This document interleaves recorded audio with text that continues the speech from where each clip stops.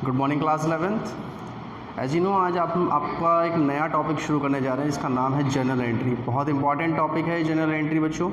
और ये मान लीजिए कि हमारी अकाउंटिंग प्रोसेस की शुरुआत हो रही है। यहाँ पे अकाउंटिंग प्रोसेस को यहाँ से शुरुआत करी जाती है। जो अकाउंटिंग की शुरुआत होती है आपकी किसी प्रोसेस को किसी भी फर्म के अंदर करने की, वो जर्नल एंट्री से शुरुआत होती है। तो जर्नल एंट्री है क्या? जर्नल एंट्री है the basic book of accounting is called journal. यानी जो बेसिक चीज़, यानी कि जो आपका बेस बिल्कुल स्टार्टिंग जो होगी किसी भी अकाउंट्स को रिकॉर्ड करने की किस तरीके से, वो आपके जर्नल एंट्री से शुरुआत होगी। और इसको बोला गया है it is a book of prime entry which means day book. यानी it consist all the entries, जो भी हमारी बिजनेस की जितनी भी एंट्रीज होंगी वो जर्नल बुक के अंदर रिकॉर्ड होती हैं और वो हमारी डे बुक कहलाती है। कोई भी एंट्री हो, ख़रीदने की हो, बेचने की हो, नुकसान की हो, फ़ायदे की हो, सभी चीज़ इसके अंदर आएंगी। हमारी सारी एंट्रीज बिज़नेस की शुरुआत की हो, सभी की एंट्रीज यहाँ पर आएंगी। यानी अकाउंटिंग प्रोसेस, इससे पहले जो हमने अकाउंटिंग इक्वेशन करी वहाँ हमने एसेट्स लायबिलिटी का आपको एक इक्वेशन बताई थी, asset equals to liability plus capital. लेकिन यहाँ जो है आपके अकाउंटिंग प्रोसेस की शुरुआत होती है। यानी जर्नल एंट्री करते हैं, जर्नल एंट्री के बाद हमें आगे के स्टेप्स क्या होते हैं, आगे के स्टेप्स हम लेजर बनाते हैं, ठीक है। लेजर के बाद हमारा ट्रायल बैलेंस बनता है, ट्रायल बैलेंस के बाद हमारे फाइनल अकाउंट बनते हैं। तो एक अकाउंटिंग प्रोसेस, तो अकाउंटिंग प्रोसेस की शुरुआत होती है जर्नल एंट्री से। तो कोई भी बिज़नेस की जो जर्नल एंट्रीज स्टार्ट होती हैं, जनरली हम कोई बिजनेस से हम अकाउंटिंग इक्वेशन करते तो एक इक्वेशन हमारी सबसे पहला आया करती थी, स्टार्टेड बिजनेस विद कैश। यानी कोई भी बिजनेस है वो शुरू करा गया होगा, तो इसी तरीके से इसमें आएगी सबसे पहले स्टार्टेड बिजनेस विद कैश, ठीक है। अमाउंट ले लेते हैं कैश का हम 1 लाख रुपीज़। स्टार्टेड बिजनेस हो या इसकी जगह हम एक वर्ड और ले लेते हैं कमेंस बिजनेस, ठीक है। तो इसकी जो जर्नल एंट्री बनती है बच्चों, जर्नल एंट्री का जो फॉर्मेट है हमारा वो ये है, date, particular, LF ledger folio, debit and credit. इस तरीके से हम इस फॉर्मेट को बनाते हैं जर्नल एंट्री का पूरा इसको। तो जैसे हमारी फर्स्ट एंट्री है started business with cash ₹1 lakh, तो इसकी जो एंट्री बनेगी वो बनेगी आपकी कैश अकाउंट डेबिट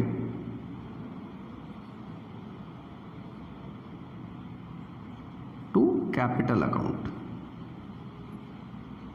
यानी कोई भी अमाउंट जो हमने बिज़नेस में शुरुआत में लगाया है उसको हम कैपिटल बोलते हैं। ये हमने आपको पहले भी बता रखा है पहले की वीडियोस में। तो बिज़नेस की शुरुआत की जो एंट्री होगी वो cash account debit to capital account होगी। ये आपको जर्नल एंट्रीज़ हैं। और उसके बाद एक हम नरेशन लिखते हैं यहाँ पे, being business started with cash. तो नरेशन लिखना कोई बड़ी बात नहीं है, ये आपका जो स्टेटमेंट है इससे ही आपका नरेशन निकल जाता है। अगर यहाँ डेट मेंशन है, आपको सपोज करो यहाँ डेट दे रखी है आपको इसके 1 अप्रैल, यहाँ आपको डेट दी कि आपका जो बिज़नेस वो स्टार्ट हुआ है वो 1 अप्रैल 2018 में हुआ है। तो ये डेट हम यहाँ पे पोस्ट कर देते हैं 1 अप्रैल 2018। अगर नहीं दे रखी तो हम यहाँ पे कुछ नहीं डालते, ठीक है। तो ये आपकी स्टार्टेड बिजनेस विद कैश की हो गई, ठीक है। इसको किसी तरीके से भी आ जाए, स्टार्टेड बिजनेस विद कैश आ जाए, कमेंस बिजनेस विद कैश आ जाए, या आ जाए Ram started business with cash, तो कहीं कंफ्यूज होने की ज़रूरत नहीं है। आपकी एंट्री यही पास होगी, cash account debit to capital account. जब हमने बिज़नेस शुरू कर लिया, अब बिज़नेस के अंदर हम आगे क्या बातें होंगी कि भाई हमने बिज़नेस शुरू करा है। दूसरा हो गया कि सेल परचेज़ की बातें होंगी। तो परचेज़ की बात आ जाती है। हम पहले बात करते हैं परचेज या बॉट, खरीदने के लिए। दोनों वर्ड यूज़ हो जाए, मीनिंग एक ही है आपका यहाँ पे। Purchase good for purchase goods for cash.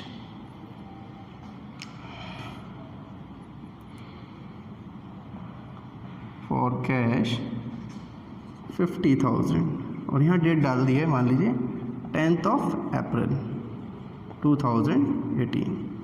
तो अगर हम सेकंड ट्रांजैक्शन करते हैं बच्चों, तो सेकंड ट्रांजैक्शन हमारी कहाँ से शुरू होगी, देखिए नेक्स्ट आई हमारी परचेज गुड्स फॉर कैश। यानी गुड्स क्या होते हैं हमारे, गुड्स होते हैं हमारे जिसमें हम डील करते हैं, जिसमें हमारा बिजनेस है, ठीक है। और गुड्स को हम किससे रिप्रेजेंट करते हैं, यहाँ स्टॉक से रिप्रेजेंट करते हैं, ठीक है। और एक नया वर्ड है इन्वेंट्री, ठीक। तो यहाँ जो एंट्री बनेगी आपकी purchase account debit to cash account, ठीक है। इसकी जो नरेशन लिखी जाएगी फिर being goods purchase for cash. Amount आपका जो 50,000 वही अमाउंट आप डेबिट में प्लेस लिखेंगे और डेबिट यही अमाउंट आप ना क्रेडिट में लिखेंगे। तो बच्चों ये दो एंट्री हुई हैं आपकी, एक स्टार्टेड बिजनेस विद कैश की और ये परचेज गुड्स विद, और यहाँ इसकी डेट आ जाएगी 10 अप्रैल 2018, ठीक है बच्चों। इसके बाद हम अगली एंट्री कराते हैं आपको परचेज गुड्स। ना बच्चों आपकी जो नेक्स्ट एंट्री है, अब आपको परचेज गुड्स की कराई थी अभी हमने, परचेज गुड्स फॉर कैश की वो एंट्री थी। अब हम परचेज गुड्स ऑन क्रेडिट की कराते हैं आपको। परचेज गुड्स ऑन क्रेडिट हो या किसी का नाम मेंशन कर रहा हो, सपोज को राम दे रखा है यहाँ पे, ठीक है। तो हमने यहाँ पे नाम मेंशन है और आपको यहाँ कैश के बारे में कुछ नहीं बता रखा, तो इस कंडीशन को हम समझते हैं कि हमने जो गुड्स परचेज करे हैं वो उधार पे परचेज करें। तो इसमें एंट्री क्या बनेगी आपकी, देखिए फॉर्मेट बना लेते हैं, date particular ledger folio debit amount then credit amount. तो देखिए बच्चों परचेज गुड्स ऑन क्रेडिट 10,000। देखिए बच्चों परचेज गुड्स यानी एंट्री तो परचेज अकाउंट में ही डेबिट होगी, परचेज अकाउंट डेबिट, लेकिन जो आपने करी है क्रेडिट पे करी है, पहली बात क्रेडिट है फिर राम, दोनों ही चीज़ हम बताएंगे आपको। अगर आपको नाम नहीं दे रखा तो आप क्या लिखेंगे, तब आप लिखेंगे क्रेडिटर्स, यानी जब हम किसी से उधार लेते हैं वो हमारा क्रेडिटर होता है और किसी को उधार देते हैं तो हमारा वो कहलाता है डेटर, क्रेडिटर होगा। अगर नाम दे रखा है तो नाम से आ जाएगी राम्स अकाउंट, ठीक है बच्चों, या तो क्रेडिटर्स के नाम से आएगी या राम के नाम से आ जाएगी, अमाउंट वही चलेगा आपका, ठीक है। ये जो एंट्री हम करा रहे हैं बच्चों आपको, ये जो एंट्री आपकी सिंपल एंट्री की कैटेगरी के अंदर आती है। नेक्स्ट के बाद हम नेक्स्ट एंट्री कराते हैं purchase asset, purchase asset for cash 40,000। अब आपको एसेट है, एसेट्स कौन से होंगे, एसेट्स में हमारी कई चीज़ें होंगी। एसेट में हम लैंड एंड बिल्डिंग भी ले सकते हैं, मशीनरी ले सकते हैं, ठीक है, बहुत सारी चीज़ें हैं हमारी, ये सब हमारी एसेट्स के अंदर आएंगी। जब भी एसेट का अगर नाम मेंशन होगा तो हम नाम से कर देंगे और एसेट होगा तो खाली एसेट के नाम। सपोज करो यहाँ लैंड एंड बिल्डिंग होता तो हम क्या करते हैं, land and building account debit to cash account. अब लेकिन हमने नाम नहीं लिया है, एसेट लिया है, तो asset account debit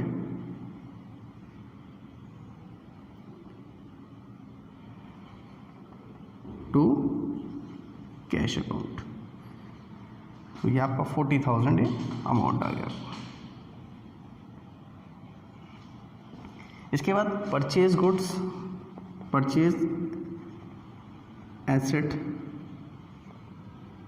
purchase assets on credit, और किसी का नाम ले लेते हैं, यहाँ सोहन ले लेते हैं, और ये 25,000। यानी आपको यहाँ बताया गया है परचेज गुड्स ऑन क्रेडिट, यानी उधार में परचेज करे गए, तो यहाँ एसेट का नाम आएगा एसेट्स अकाउंट डेबिट टू, अगर आपको किसी का नाम नहीं दे रखा और नाम दे रखा है तो हम यहाँ लिख देंगे सोहन अकाउंट, ठीक है। 25,000 हम यहाँ पे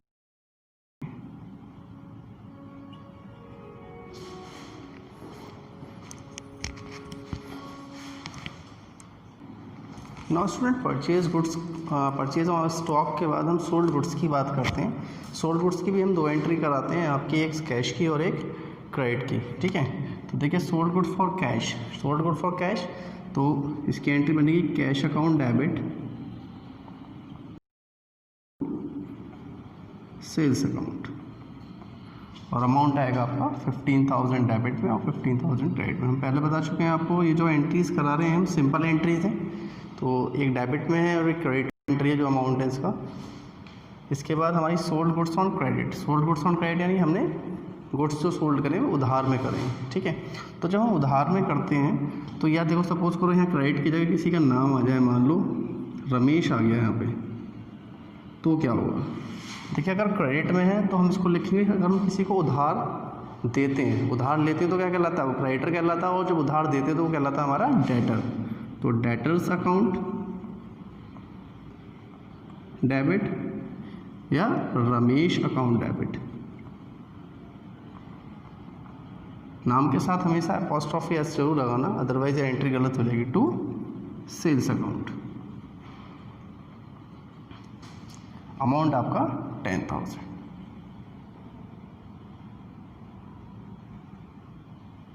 ठीक है बच्चों। या तो डेटर होगा या रमेश होगा, और लगा रखा है मैंने आपके लिए, ठीक है। या तो ये होगा या ये, ठीक। अगर आपको नाम नहीं दे रखा किसी का तो हम इसको डेटर के नाम से करेंगे, और नाम दे रखा है तो नाम आ जाएगा उस पर्सन का। उसके बाद है हमारे एक्सपेंसेस, जो भी खर्चे होते हैं। एक्सपेंसेस कौन से होते हैं? हम सैलरी दे रहे हैं, वेजेस दे रहे हैं, कोई बिल पे कर रहे हैं, रेंट पे कर रहे हैं, ये सब हमारे खर्चों में आते हैं। तो जब भी इनका नाम गिवन होगा, यानी वन सपोज करो आपको बोला का रेंट पेड, तो उसकी एंट्री बनेगी rent account debit to cash account. तो यहाँ पर हमने नाम नहीं लिया है, यहाँ हमने एक्सपेंसेस लिया है, तो यहाँ हमने expenses account debit to cash account. Expenses की जगह अगर नाम मेंशन होगा, जो भी एक्सपेंसेस का नाम होगा, सपोज को सैलरी पेड है तो salary account debit to cash account आपकी एंट्री बन जाएगी। उसके बाद इनकम रिसीव भी होती है, सैलरी रिसीव है, इंटरेस्ट रिसीव है, डिविडेंड रिसीव है, ये सब हमारी इनकम रिसीव में आते हैं। तो इनकम रिसीव जो बनेगी आपकी एंट्री, उसकी बनेगी हमारी cash account debit to income receive account. Income का जो भी नाम होगा उसको हम इसमें डाल देंगे। अमाउंट आ गया आपका 1,000, ठीक है बच्चों। ये हमने आज एंट्रीज आपको कराई हैं इनके कि क्या क्या एंट्री पास होती है जब आपको इस तरीके की ट्रांजैक्शंस दी होती हैं। हमने स्टार्टेड बिजनेस विद कैश की कराई, आपको परचेज गुड्स और ऑन कैश ऑन क्रेडिट, ठीक है, purchase assets on cash and credit, sold goods for cash and credit, expenses paid and income receive. ये अपनी बहुत सिंपल कैटेगरी आती है आपकी सिंपल एंट्रीज, उस कैटेगरी के अंदर ये एंट्रीज आती हैं जो आज हमने आपको कराई हैं, ठीक है बच्चों। तो आज की वीडियो के अंदर हम यहीं एंड करेंगे इसको सिंपल एंट्रीज़ के साथ। नेक्स्ट वीडियो के अंदर हम आगे की एंट्रीज़ के साथ आएंगे आपको जनरल एंट्री के लिए। तब तक के लिए बाय बाय।